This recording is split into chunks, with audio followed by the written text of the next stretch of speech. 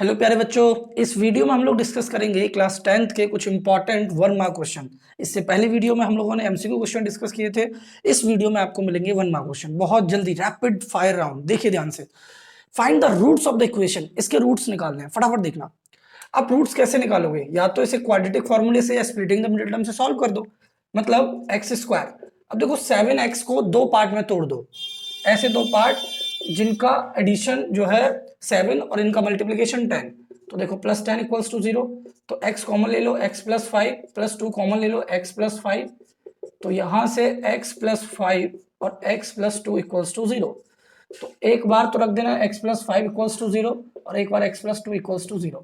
तो x की value -5 और -2 are the roots of this equation. अगला देखो, find the common difference of an AP. Common difference कैसे निकालते हैं?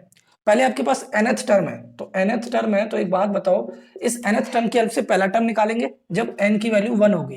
तो जब n की वैल्यू 1 होगी तो 3 इंटू 1 प्लस 7, तो 3 एकम 3 और 7 कितना हो जाएगा 10। जब n की वैल्यू 2 होगी तो देखो 3 दूनी 6, जब n की वैल्यू 2 होगी तो ये वाली वैल्यू क्या हो जाएगी आपकी, ध्यान से देखना, 3 इंटू 2 प्लस 7, तो 3 दूनी 6 और 7 13। तो सेकंड टर्म की वैल्यू क्या होगी 13 और पहला टर्म कितना है 10। अब हमें कॉमन डिफरेंस निकालना है, तो आप बखूबी जानते हो सेकंड टर्म में से फर्स्ट टर्म घटा देते हैं। 13 में से 10 घटाओगे कितना जाएगा common difference 3। All dash triangles, कैसे ट्रायंगल सिमिलर होंगे? जो इक्विलेटरल ट्रायंगल होंगे, जो इक्विलेटरल ट्रायंगल होंगे। तो ध्यान रखना है, all equilateral triangles are similar. If sine theta और कॉस थीटा बराबर है, थीटा की वैल्यू क्या होगी? आप खुद से सोचो, आपने 0, 30, 45, 60, 90 सबकी वैल्यू आपको याद है। अल्टीमेटली 45 डिग्री पर 1/√2 1/√2 होता है, लेकिन फिर भी कैसे निकालते हैं वो समझ लो। देखो ध्यान से, अब ये जो कॉस थीटा है ना, जब ये डिवाइड में इधर आएगा तो ये क्या हो जाएगा sine theta upon cos theta which is equals to 1। जब कॉस लेफ्ट में जाएगा तो राइट में 0 नहीं बचेगा, 1 बचेगा। और साइन अपॉन कॉस क्या होता है टेन थीटा, क्या होता है टेन थीटा। अब ये बताओ टेन थीटा की वैल्यू 1 कब आती है? जब π/4 होता है, मतलब 45 डिग्री पर। तो यहां से थीटा की वैल्यू कितनी आ जाएगी 45 डिग्री। तो थीटा इज 45 डिग्री। अब बोल रहे हैं the ratio of the length of a vertical rod and length of its shadow.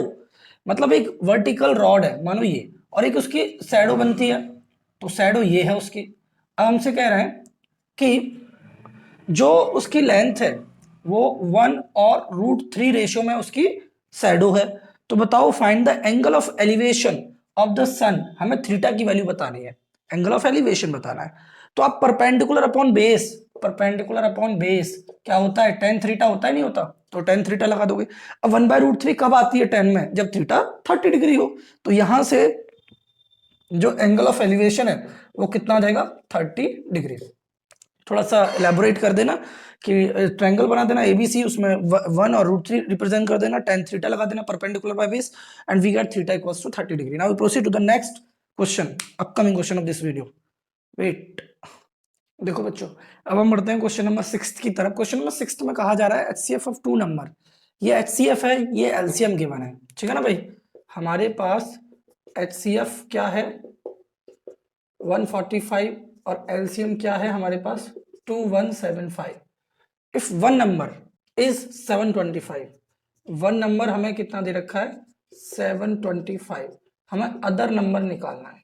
तो एक बात बताओ, आपने एक फॉर्मूला पढ़ा होगा कि वो फॉर्मूला इस तरीके से है, product of two numbers, product of two numbers equals to HCF of two number into LCM of two number, ठीक है ना भाई?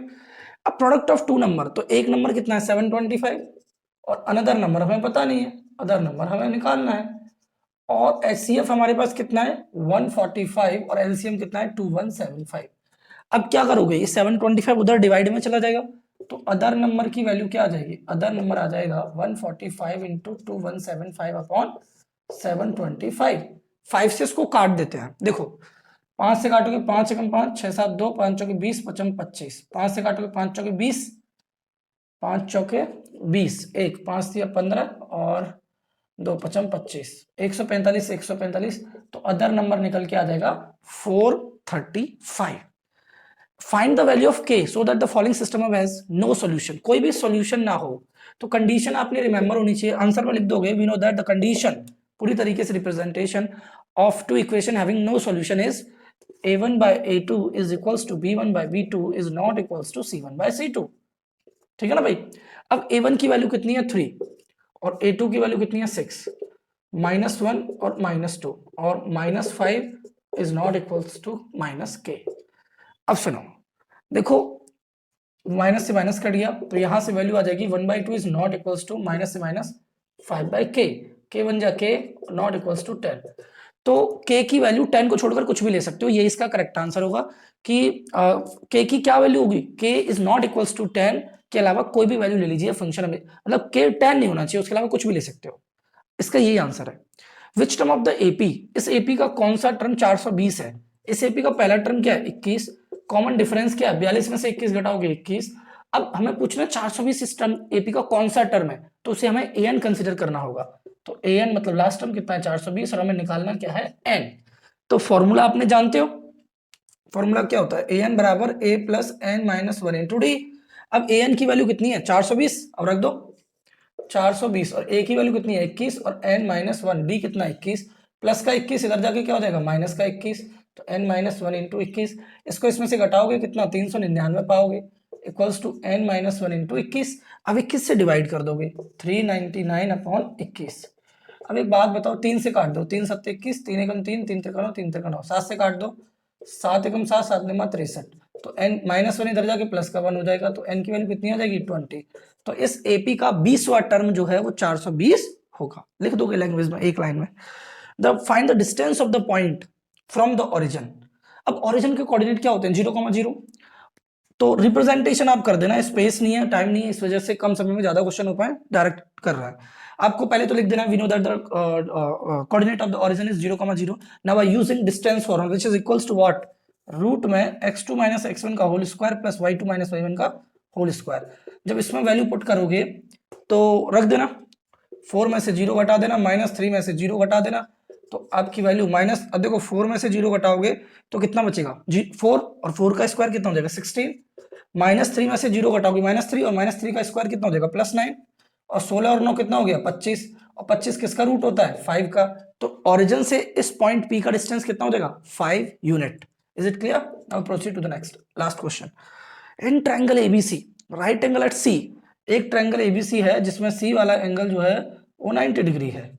अब हमसे कह रहे हैं एक बात बताओ, अगर ये 90 है तो ए और बी का सम भी कितना होगा 90 डिग्री, क्योंकि एंगल सम प्रॉपर्टी से तीनों का सम 180 है, अगर ये 90 है तो इन दोनों का भी सम 90 होगा। अब हमसे कह रहा है कि cos a प्लस बी की वैल्यू बता दो, तो cos a प्लस बी का क्या मतलब है cos 90, और cos 90 कितना होता है 0। रिप्रेजेंटेशन 2-4 लाइन बढ़ाकर करना अच्छी तरीके से, ठीक है ना भाई, एक नंबर का है तो क्या हुआ लिखना तो पड़ेगा ना। तो इस वीडियो में 1 मार्क क्वेश्चन हो गए, इससे पहले एमसीक्यू हम लोग कर चुके हैं। अभी आपको नेक्स्ट वीडियो में मिलने वाले हैं कुछ mix question, 2 mark 3 mark 1 mark 4 mark, easy tough सब कुछ कॉम्बिनेशन में मिलेगा, ठीक है ना। तो वीडियो कैसा लगा, अच्छा लगा हो तो लाइक करना ना भूलें और चैनल को सब्सक्राइब करना है तो बाकी कास्तर मुस्कुराते रहो, बने रहो। एनसीईआरटी प्लस के साथ मिलते हैं नेक्स्ट वीडियो में।